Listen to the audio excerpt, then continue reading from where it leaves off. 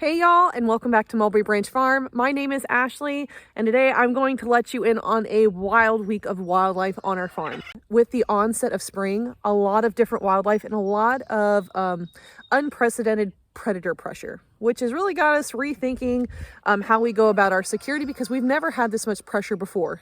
But I'm gonna let you guys go ahead. I hope that you enjoyed the video. Remember that if at any point during the video you found yourself enjoying it, let me know by dropping me a like, leaving me a comment, and subscribing.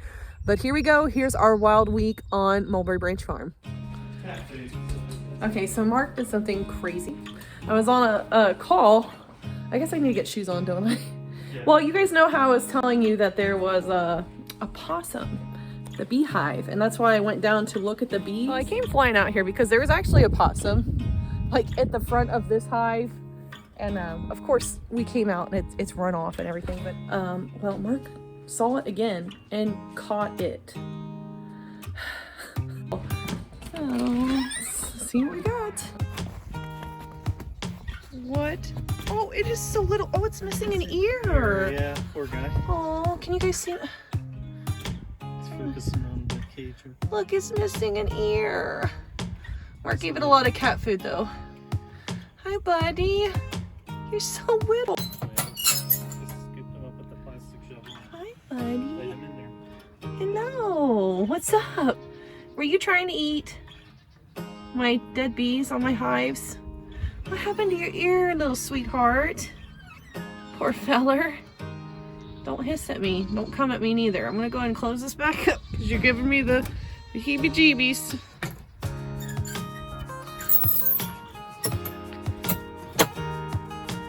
Well, you are actually kind of cute. You're cute. I like you. So I think the plan for this guy is we're gonna probably rehome him. Not like on Facebook Marketplace or anything like that. We're probably gonna take him somewhere like near a park and let him go because he's little. This is a small feller. Like he's not big at all and he's missing an ear. I like you. Oh, one-ear possum. But we're gonna rehome him, so no harm's gonna come to him. He's gonna be put somewhere he can, he'll be just fine at. What do you think, Angel? He's like, what in the heck? She's like, we get a new cat? Did we get a new cat?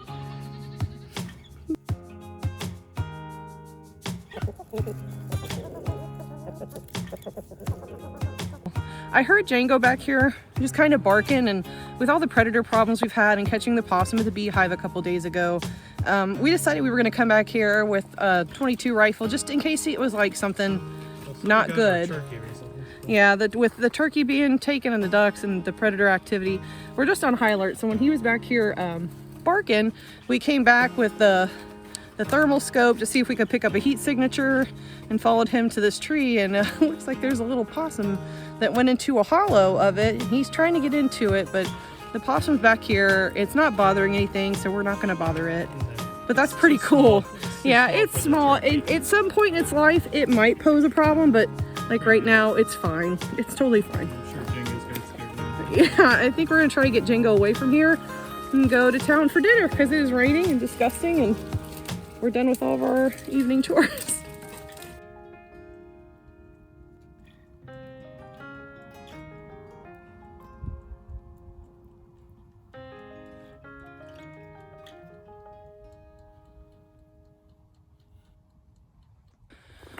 Okay, so it's finally time. Evander's been here a couple of days. He didn't get really as quickly as we thought he would, just because we had some really rough weather and because we're relocating him. I didn't really want to relocate him in bad weather. I kind of wanted it to be an advantageous time, so you guys can see Vander's in there. Django's in here being a nuisance. But I've got my really thick gloves on because I'm gonna go ahead and grab him. And then I've got a tote right here that has a slide top. That way, when we transport him, it's gonna be dark, quiet. I've got some nice hay in here, so he should be just fine. And we're not gonna relocate him too far from this area because apparently possums are pretty much nomadic. Like they roam a lot. They're not as territorial as other animals from what I've read, but he's only gonna be like going down the road. who knows, if Evander shows back up, he's got the trademark ear that's missing. So we'll know it's him. And as long as he doesn't cause us any problems, we really don't care.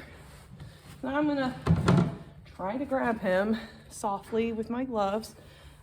These are really, really thick gloves. I use these all the time.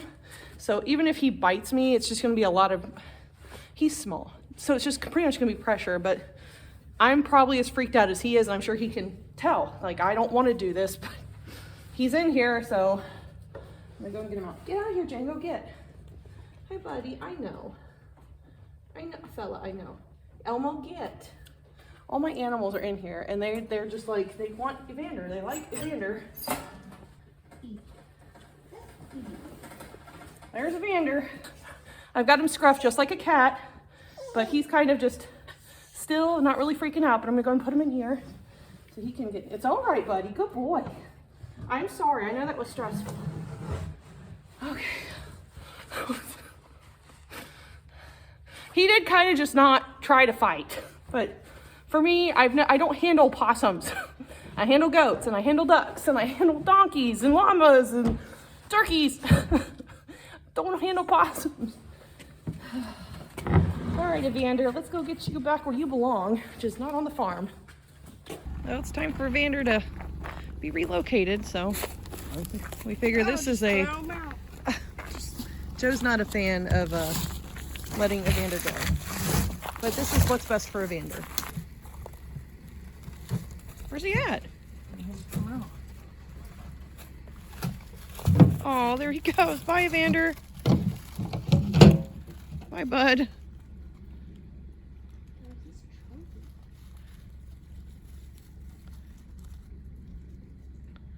So ends the tale of Evander at Mulberry Branch Farm. Joe, do you think he's gonna like it there? Joe's not. Joe and Mark both really wanted to keep Evander.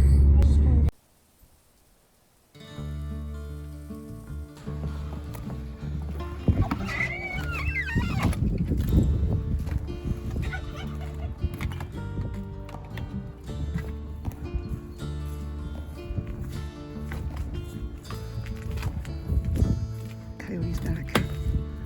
He's in that back field.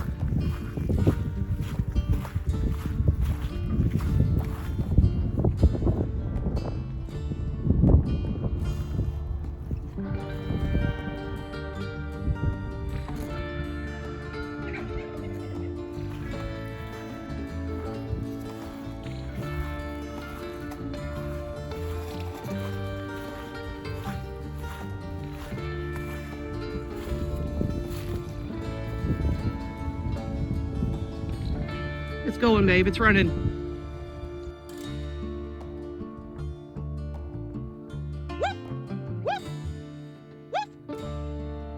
This is the second morning this week that coyote's been out in the backfield. The first time he sat and let me get real close to him, I only had a 22 and shot at him. I know I hit him, but you can't, it wasn't a lethal shot, but now when we come out, it knows what it means. It's already associating us with that. So I may have screwed that up for us, but it was just on the back fence, and it is too close to kidding season. We cannot have that. We cannot have that.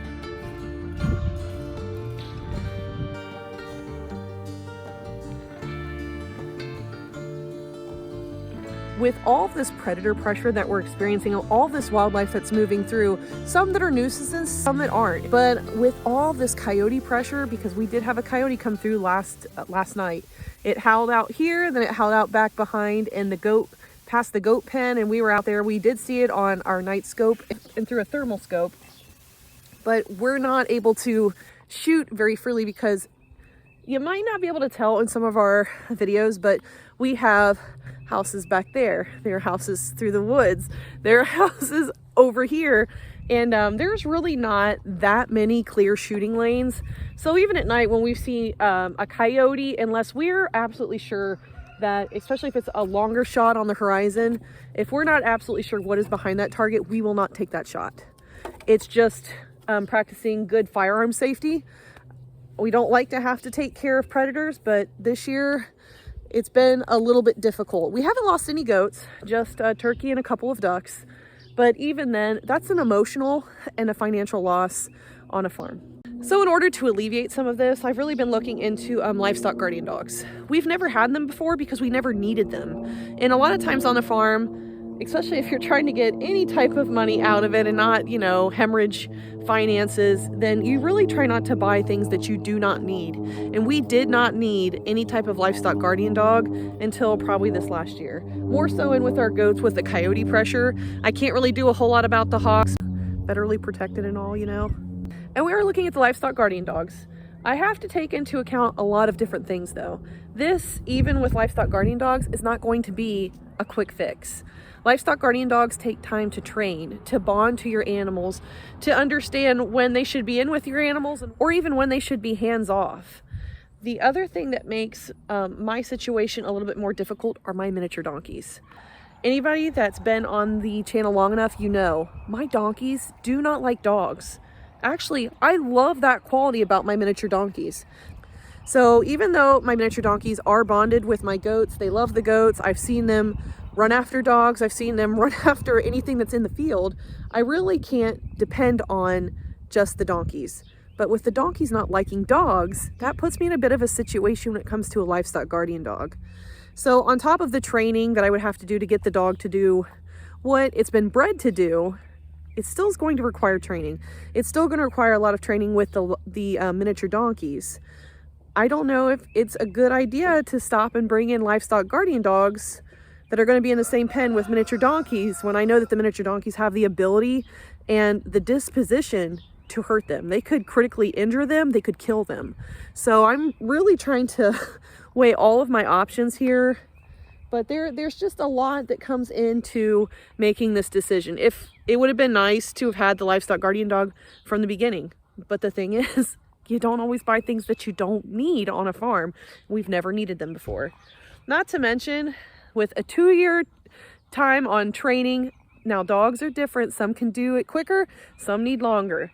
But the average that I've talked to a lot of different well-versed livestock guardian dog trainers is they don't even trust them to be out at nighttime by themselves or even in a team until they're at least 2 years old. We are thinking about it. I'm looking into breeders in my area. I'm looking at specific breeds that I'm interested in, but please don't think we're not doing anything. We've spent a lot of very cold nights patrolling our field. We've spent a lot of mornings getting up way before to go out and to glass the field and to see what's out here. And we're not afraid to protect our livestock. Because if I really have to choose between my goats and a coyote, I'm gonna choose my goats. I'm gonna choose my goats. I would choose my goats over neighbor dogs that are in my pen destroying my livestock. So that's something that we're thinking about with all of the upped predator pressure, but maybe something for you guys to stay tuned for. But for right now, it's been a wild week. We've enjoyed our week. It's keeping us on our toes, causing us to lose a little bit of sleep, but hopefully soon we'll have answers to those issues. And with all the animals kind of getting with the routine, it is making it a little bit easier on us in that aspect.